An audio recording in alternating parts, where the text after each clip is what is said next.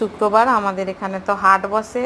তো দেখো বাজার নিয়ে এসছে, অল্প অল্প করে অনেক রকম বাজারে নিয়ে এসছে। তো বাড়িতে তো লোক সংখ্যা খুবই কম, 3জন আমরা আর আমার মেয়ে। অর্ধেক সবজি মাছ কিছুই খেতে চায় না, দুজনে আর কত খাবো। যাই হোক, খেতে তো হবে, সবজি না খেলেও তো হবে না। অনেক রকম সবজি নিয়ে এসছে, আর আমাদের কাঁচা লঙ্কাটাও বেশি লাগে, তাই লঙ্কাটাও নিয়ে এসছে। আর দেখো এখানে নিয়ে এসছে চিংড়ি মাছ। আর আমি যেভাবে চিংড়ি মাছটা কাটি আমি সেটাই তোমাদেরকে দেখাচ্ছি। তো আমি সাধারণত লেবু বা পাকা তেঁতুল একটু মাখিয়ে নিই মাছের মধ্যে, তাহলে কি হয় মাছটার খোসা তাড়াতাড়ি ছেড়ে যায়। তো আজকে লেবুটা নাই বলে আমি কি করলাম, একটুখানি পাকা তেঁতুল নিয়ে মাছটার মধ্যে মাখিয়ে, আবার মাখাতেও হবে খুব ধীরে সুস্থে, কারণ মাছের মাথার মধ্যে যে কাঁটা আছে একবার ফুটে গেলে বাবা। তো যাই হোক, আমি এবারে মাছটা ছাড়িয়ে নিচ্ছি। আর কি রান্না করব কিছু বুঝতে পারছি না। যদি ভিডিওটা ভালো লাগে লাইক করো, চ্যানেল